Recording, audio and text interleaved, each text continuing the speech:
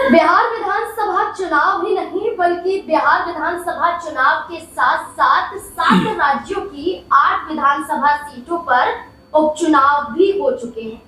11 नवंबर को उपचुनाव हुए और उपचुनाव में जिन राज्यों की चर्चा की जाए तो उसमें जम्मू कश्मीर, राजस्थान, पंजाब, तेलंगाना, मिजोरम, ओडिशा ये तमाम राज्य शामिल हैं। लेकिन आज जो हम जिस राज्य की चर्चा करेंगे वो राज्य झारखंड की घाटशिला विधानसभा सीट जिस पर 11 नवंबर को उपचुनाव हो चुका है। अब सबकी निगाहें टिकी हुई हैं कि अब क्या होगा परिणाम। 14 नवंबर को परिणाम सामने आने लेकिन उससे पहले ही रुझानों का दौर शुरू हो गया है और यहाँ अनुमान लगाए जा रहे हैं कि आखिरकार कौन आगे होगा, कौन पीछे होगा। क्या बाबूलाल सोरेन जो भारतीय जनता पार्टी के प्रत्याशी हैं, क्या वो दोबारा जो उन्हें मौका मिला है उस पर कायम नजर आएंगे? क्या बीजेपी को जीत दिला पाएंगे?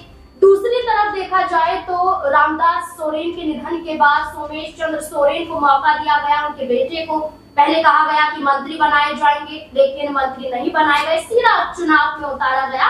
किस्मत आजमाने की चर्चा यहाँ पर हो रही है। तो सोमेश चंद्र सोरेन मैदान में हैं तो तीसरी तरफ इन दोनों पार्टियों को टक्कर देने के लिए जयराम महतो की पार्टी की तरफ से यानी कि झारखंड लोकतांत्रिक क्रांतिकारी मोर्चा के जरिए जो प्रत्याशी बनाए गए हैं वो 2024 के विधानसभा चुनाव में भी प्रत्याशी बनाए गए थे, रामदास मुर्मू। अब चर्चा जोरों पर है और इन चर्चाओं के बीच जब हमारे सहयोगी पत्रकार जनता से जुड़े और जब उनकी राय लेकर सामने आए तो इन रुझानों के जरिए नजर आया कि इस विधानसभा सीट के उपचुनाव में जो आगे नजर आ रहा है वो झारखंड मुक्ति मोर्चा के सोमेश चंद्र सोरेन दिखाई दे रहे हैं। लेकिन क्या परिणाम भी यही बताएंगे जो 14 नवंबर को आएंगे या फिर खेल यहाँ पर पलटता हुआ नजर आएगा? तो इन तमाम चेहरों को लेकर, इन तमाम मुद्दों को लेकर चर्चा करनी बेहद जरूरी हो जाती है। तो चर्चा करेंगे कि आखिरकार क्या समीकरण बन रहे हैं, क्या जो रुझान कह रहे हैं क्या परिणाम भी वही बताएंगे और क्या जनता जो समझ रही है क्या झारखंड में उन मुद्दों पर काम हो भी रहा है या नहीं। तमाम मुद्दों पर चर्चा करेंगे और मुद्दों पर चर्चा करने के लिए हमारे साथ हमारे वरिष्ठ सहयोगी अमन सर जुड़ चुके हैं। सर बहुत बहुत स्वागत है आपका जी। सर जैसे कि हम लगातार जनता के समक्ष पहुंच रहे हैं, लगातार जनता को बता रहे हैं कि घाटशिला पर अब क्या हो रहा है, तब क्या हुआ, कौन प्रत्याशी है, क्या मुद्दे हैं, तमाम जरिए हम जनता से जुड़ने की कोशिश करते हैं, घाटशिला का हाल बताते हैं। चुनाव संपन्न हो चुका है, अब एग्जिट पोल के जरिए बड़े बड़े दावे किए जा रहे हैं और इन एग्जिट पोल के जरिए दावा किया जा रहा है कि सोमेश चंद्र सोरेन बाबूलाल सोरेन पर भारी पड़ रहे हैं, यानी कि जो मौका भारतीय जनता पार्टी ने दूसरा बाबूलाल सोरेन को दिया था इस मौके पर भी खरे नहीं उतर पा रहे हैं। आपको क्या लगता है?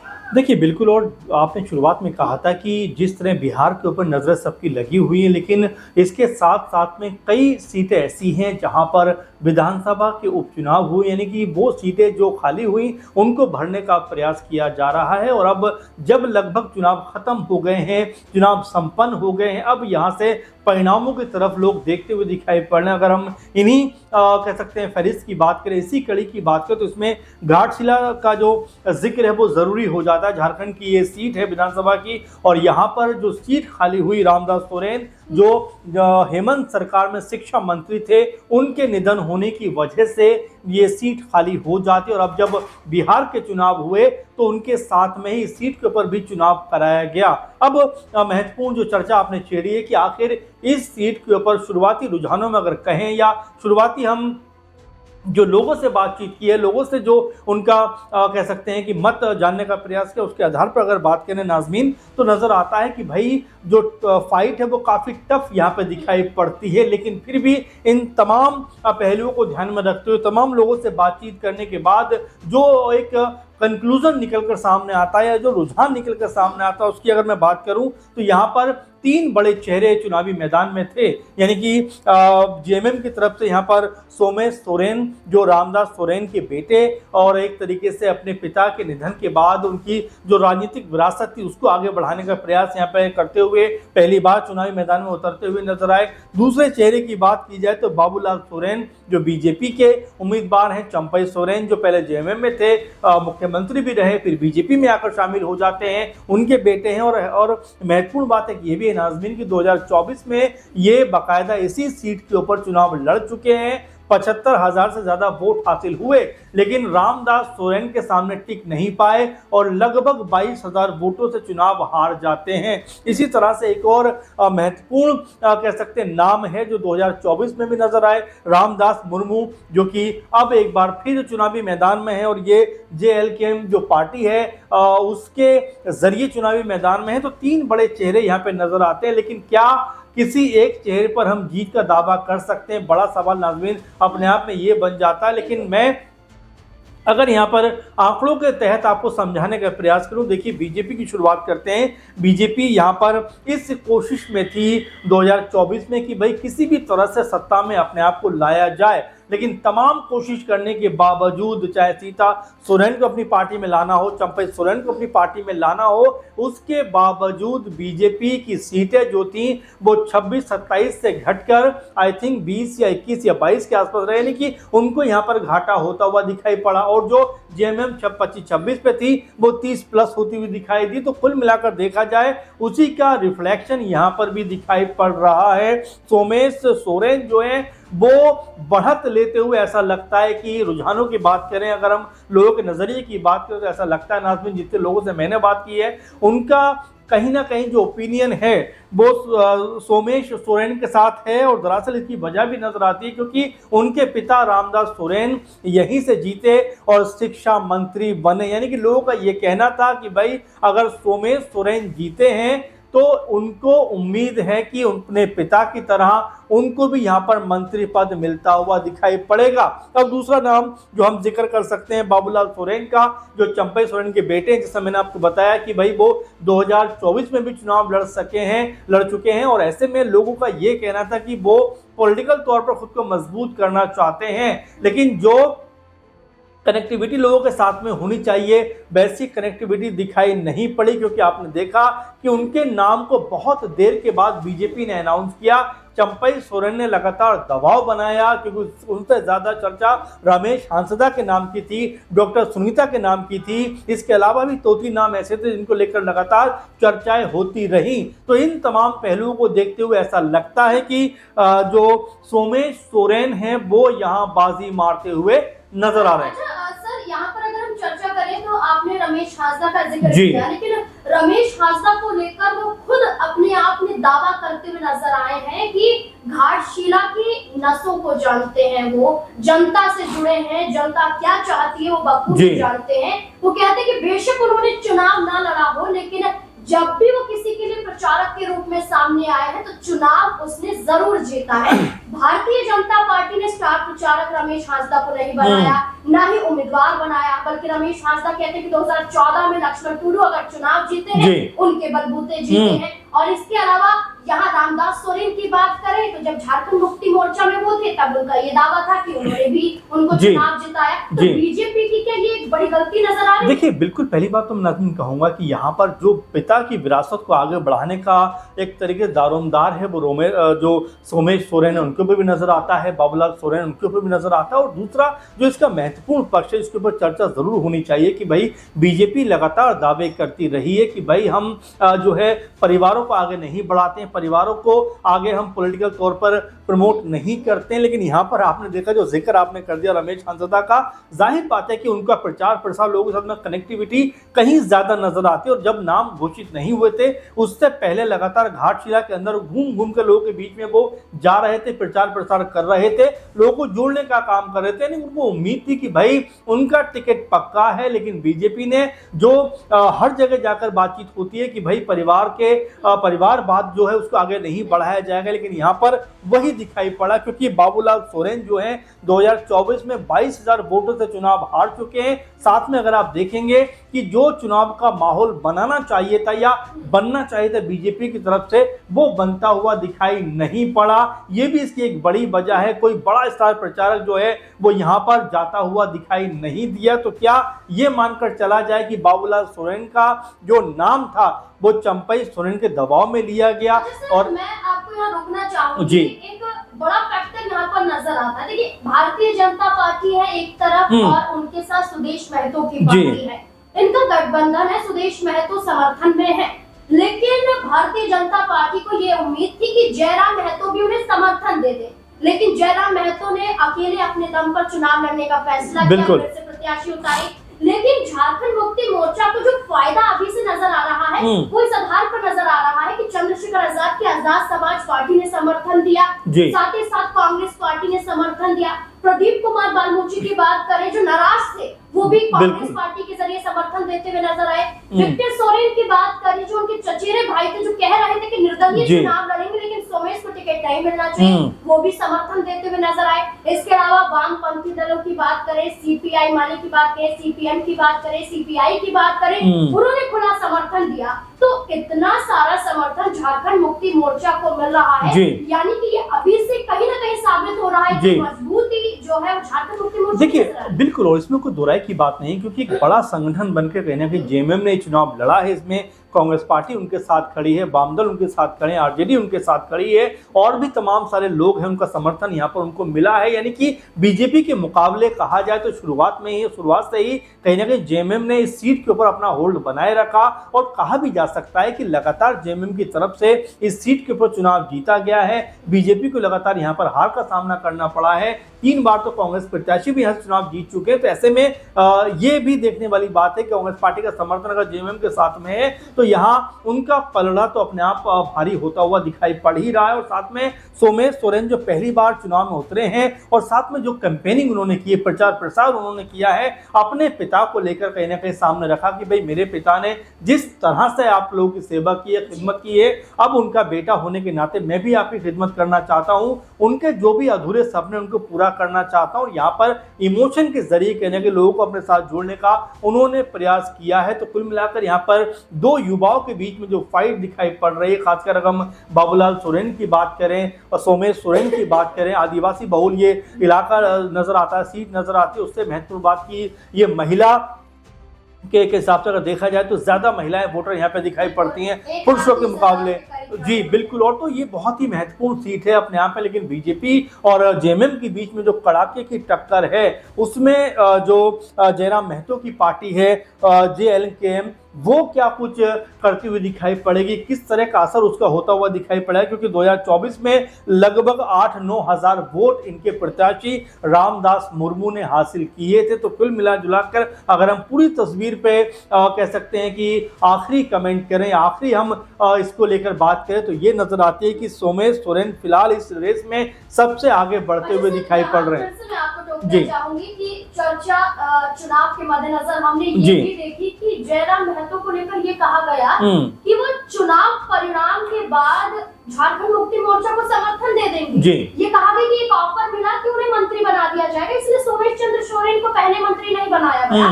तो अगर समर्थन मिलता है तो बड़ा फायदा झारखंड मुक्ति मोर्चा और जयराम महतो भी होता है। देखिए पहली बात तो नाज़मीन हमें समझना पड़ेगा कि इस सीट के हारने या जीतने से सरकार के ऊपर कोई बहुत बड़ा असर या फर्क पड़ता हुआ नजर नहीं आएगा, पहली बात। दूसरी बात ये कि सोमेश सोरेन जो है, अगर उनको मंत्री बनना ही होता तो शायद अब तक बन भी चुके होते। तो बिल्कुल इसमें कोई दोहराई की बात नहीं है कि जयराम महतो को अगर कहीं ना कहीं हेमंत सरकार में मिलाना चाहते हैं तो बिल्कुल ऐसा ऑफर हो सकता है। लेकिन अगर ऐसा होता तो रामदास मुर्मू जो है वो यहाँ पर चुनाव लड़ते हुए नजर नहीं आते। लेकिन आपकी बात को मैं आगे बढ़ाऊंगा कि भाई देखिए, राजनीति में कभी भी जो तय संगत नहीं होता, जो आज है वो कल होगा, ये जरूरी नहीं है, क्योंकि यहाँ पर जो बातें होती हैं कल तक वो बातें बदलती हुई या अलग स्वरूप लेती हुई दिखाई पड़ती हैं। हो सकता है कि यहाँ पर कोई बड़ी राजनीतिक समीकरण बैठाने का प्रयास भी किया गया हो कि भाई आप जो है इस तरह से एक्ट करिए ताकि हमारा जो कह सकते हैं मजबूती है वो और ज्यादा ताकतवर हो सके। तो ये तमाम तरह की संभावना है। लेकिन फिलहाल अगर पूरे माहौल पे हम गौर करें, पूरे माहौल को समझें, तो दिखाई पड़ता है कि सोमेश सोरेन ने जिस तरह की भूमिका यहाँ पर बनाई, जिस तरह जेएमएम ने उनको उतारा और जिस तरह तमाम पार्टियों को उनको समर्थन मिला, वो कहीं ना कहीं उनके लिए प्लस पॉइंट साबित हुआ। और साथ में जिस तरह की इमोशनल स्पीच उन्होंने दी, उनकी मां ने जिस तरह से उनका सपोर्ट किया, तमाम पार्टी ने उनका सपोर्ट किया, तमाम जो दल साथ में है, चाहे आरजेडी की बात करें, कांग्रेस पार्टी की बात करें, उनकी तरफ से भी अच्छा खासा समर्थन यहाँ पे सोमेश सोरेन को मिला है। तो जाहिर बात है कि काफी हद तक ऐसा लग रहा है कि उनका पलड़ा यहाँ पर भारी दिखाई पड़ रहा है। अच्छा सर, हेमंत सोरेन जो झारखंड के मुख्यमंत्री हैं और घाटशिला में प्रचारक के रूप में वो भी नजर आए, उनका एक बयान कोट करना चाहूंगी, आपको बताना चाहूंगी, और उसके बाद एक बड़ा सवाल यहाँ पर बन जाता है कि क्या चंपई सोरेन ने बीजेपी में जाकर गलती कर दी और बीजेपी में जाने के बाद ही उन्हें हार का सामना करना पड़ा है। देखिए ये बयान हेमंत सोरेन का, जो कहते हैं कि आज जो प्रत्याशी भारतीय जनता पार्टी का आपको दिखता है वो कौन है, वह ऐसा बैल है जो खाया पिया मोटाया झामुमो में और हल जोतने चला गया भाजपा के खेत में। ऐसे ही लोग हैं जो हमारे बीच में हमारे आंदोलन को कमजोर करते हैं। आज इसी वजह से 30 से 40 साल लग गए इस राज्य को अलग करने में।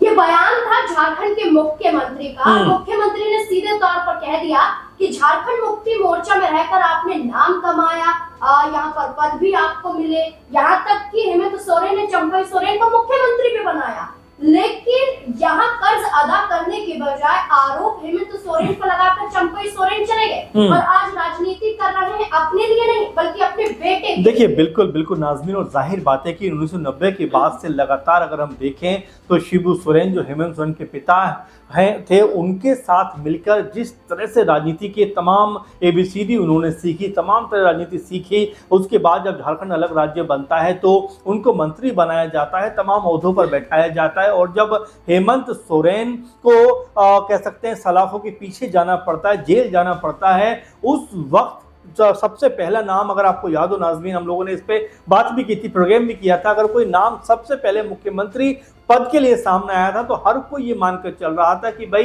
हेमंत सोरेन अपनी पत्नी को मुख्यमंत्री बनाएंगे, या फिर अपने भाई बसंत सोरेन को मुख्यमंत्री बनाएंगे, या फिर अपनी भाभी सीता सोरेन को मुख्यमंत्री बना सकते हैं। लेकिन नाज़मीन, जब हमने नाम देखा वो नाम था चंपई सोरेन का। हर कोई हैरान था कि भाई आखिर पार्टी के किसी नेता के ऊपर इतनी बड़ी जिम्मेदारी वो कैसे सौंप सकते हैं, और उसके बाद जब वो जेल चले जाते हैं तो मुख्यमंत्री के तौर पर चंपई सोरेन शपथ लेते हुए नजर आते हैं। लेकिन कहानी कहाँ बिगड़ती है कि 6 महीने के बाद जब हेमंत सोरेन वापस लौटते हैं, कहते हैं कि भाई आप मुख्यमंत्री रह लिए लेकिन अब मैं वापस आ गया हूं तो मुझे मुख्यमंत्री पद वापस दीजिए। उन्होंने कहा कि भाई ये तो मेरा अपमान है। वो पार्टी छोड़कर बीजेपी में जाकर शामिल हो जाते हैं, और शामिल होने के बाद बीजेपी को लगता है कि भाई जो कोल्हान टाइगर के नाम से मशहूर है चंपई सोरेन, उनके आने से 28-29 जो आदिवासी बहुल सीटें हैं उनके ऊपर उनका कब्जा आसानी से हो जाएगा, और यहाँ पर जो जीत का आंकड़ा यानी कि जो बहुमत का आंकड़ा है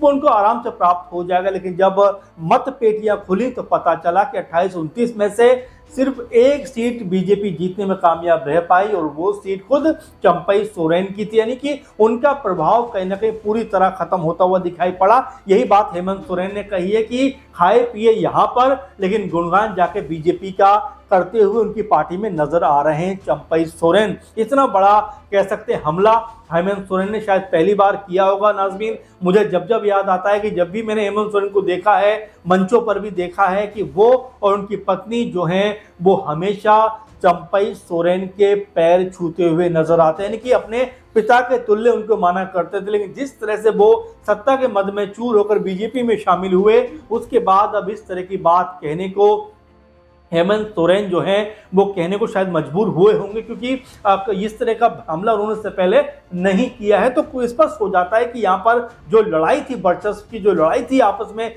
तकरार की, उसमें चंपई सोरेन अब काफी हल्के दिखाई पड़ रहे हैं, क्योंकि प्रचार प्रसार के लिए बीजेपी की तरफ से कोई बड़ा नेता कह सकते हैं मजबूती के साथ में खड़ा नहीं हुआ, जिससे भी ये पड़ला उनका जो पक्ष है, उनका जो एक तरीके लड़ने का तौर तरीका है वो काफी हल्का दिखाई यहाँ पर पड़ा। जामताड़ा से सीता सोरेन चुनाव हार जाती हैं और इसके बाद भारतीय जनता पार्टी का हिस्सा होने के बावजूद भी नाक के बराबर दिखाई देती है। घाटशिला में उपचुनाव हुआ, प्रचार प्रसार हुआ और प्रचारक के रूप में शिवराज सिंह चौहान आए, मोहन मांझी यहाँ पर दिखाई दिया, अर्जुन मुंडा, रघुवर दास और बाबूलाल मरांडी। तमाम आरोप झारखंड मुक्ति मोर्चा पर उन्होंने लगाया, लेकिन सीता सोरेन काफी समय बाद जाकर आई और उनका चेहरा दिखा और एक ही मुद्दा उठाया गया कि जो आदिवासियों को लूट रहा है वो झारखंड मुक्ति मोर्चा है और भारतीय जनता पार्टी इनके लिए काम कर रही है, इसलिए इन्हें वोट दीजिए।